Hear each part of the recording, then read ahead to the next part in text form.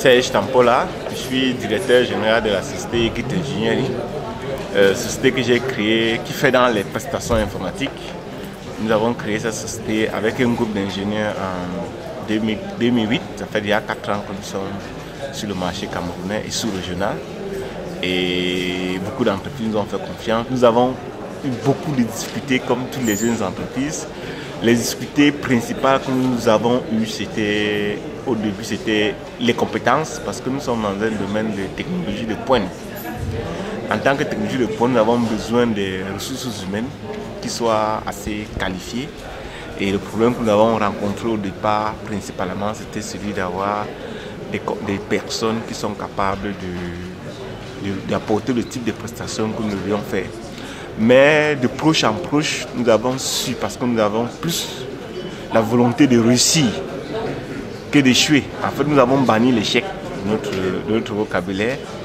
Nous avons su nous adapter et affronter les obstacles qui se présentaient, que ce soit les financements.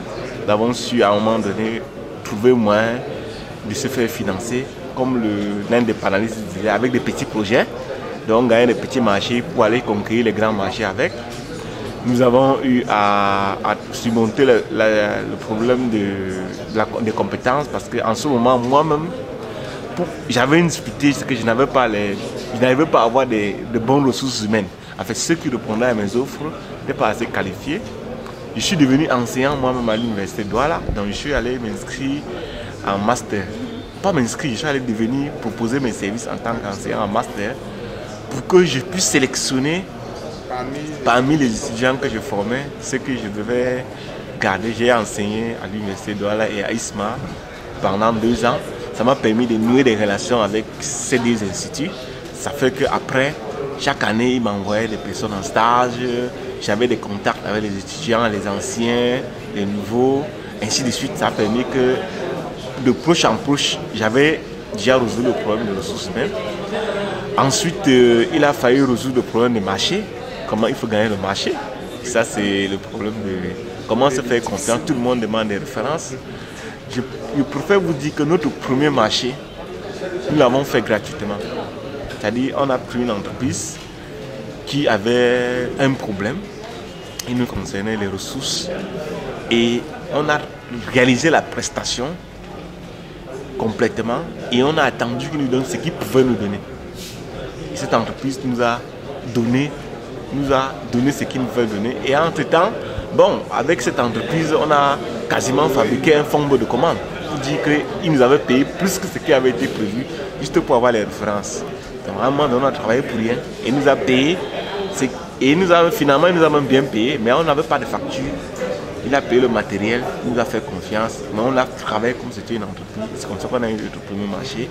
Et ensuite, on a eu d'autres opportunités dans une entreprise de la place, pas si petite, pas si grande, Express Union. Il y avait un appel d'offres pour le logiciel et transfert d'argent. Nous avons postulé.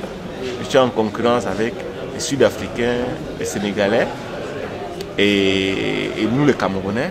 Bon, ça a duré, l'appel d'offres a duré presque 6 mois et nous avons été sélectionnés. Et c'est comme ça qu'on a pu avoir une bouffée de financement pour pouvoir lancer nos activités. Et je pense qu'il faut que nous changeons la perception que nous avons de discuter, surtout dans notre pays. De toute façon, dans tous les pays, il y a des problèmes avec l'entrepreneuriat. Lorsqu'on le suit à la télé tous les jours,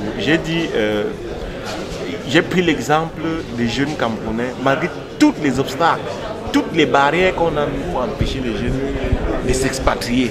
Il faut remarquer l'ingéniosité que ces jeunes font, mettre sur pied pour réussir finalement à aller en Europe.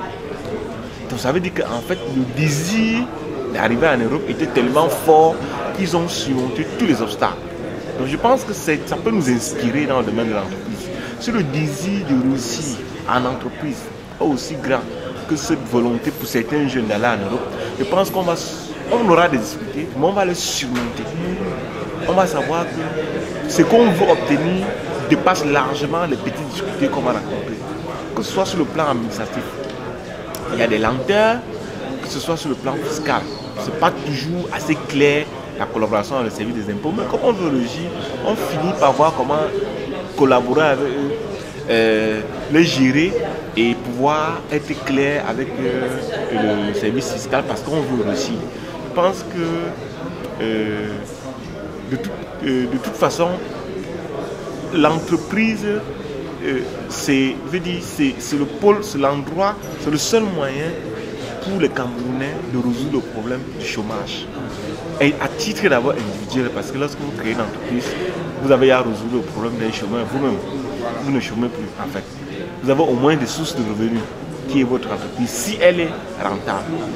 Le deuxième facteur, c'est ce que vous pouvez employer d'autres personnes. C'est-à-dire, en plus de résoudre votre problème, vous pouvez résoudre le problème d'autres Camerounais. Et je pense que sur ce plan, c'est vrai que le problème de l'emploi, c'est aussi le problème du gouvernement. Le gouvernement peut faciliter, aider les entreprises, devrait aider les entreprises à créer les emplois.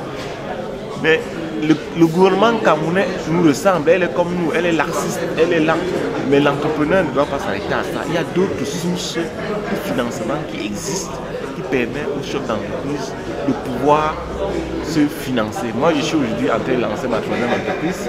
Je n'ai pas eu d'aide de quelque part. J'ai eu à présenter mon projet devant des investisseurs et qui ont jugé bon de mettre l'argent dans mon projet. Je ne vais pas vous dire que ça a été facile. Je ne vais pas vous dire que je n'aime pas laisser des plumes. En termes même d'orgueil personnel, il y a un moment donné où on te fait accepter de signer des choses. Ce n'est pas une compromission. Je veux dire, vous croyez que votre entreprise devait fonctionner d'une certaine manière, mais quand vous appelez un associé financier, non, je ne veux plus que ça fonctionne de cette manière, vous entendez, vous mettez une charte d'actionnariat sur pied.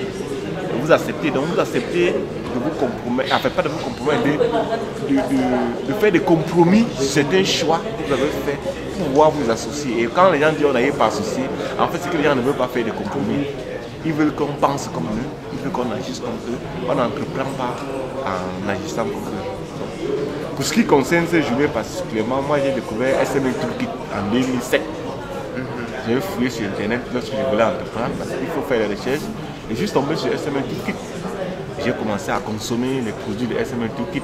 Mon business plan, mon premier business plan que j'ai rédigé, c'était un modèle de plan d'affaires que j'avais téléchargé sur le site de SME Toolkit, que j'ai repris. J'ai rédigé mon premier plan d'affaires.